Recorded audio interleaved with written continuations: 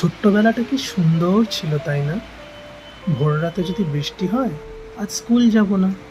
আর এখন ভোর রাতে বৃষ্টি হলে তোমার এক্সকিউজ কেউ শোনে না। মন খারাপ করে অফিস তোমাকে যেতেই হবে। মাঝে মাঝে কপালে ছুটিও থাকে, জানো? যেমন আজকে আমার ছুটির দিন। বেলা করে ঘুম থেকে উঠছি, সারা রাতের এই ঝমঝমিয়ে বৃষ্টি নিয়ে মন তো আলাদাই খুশি। তার উপর আজ অফিস যাব না।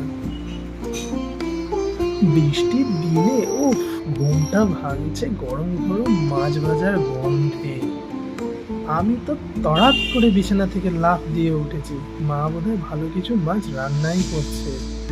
নিচে গিয়ে দেখছি গরম গরম পার্শে মাছ, ভেজে মাছ সাজিয়ে রেখেছে। আর কে নেয় আমায়?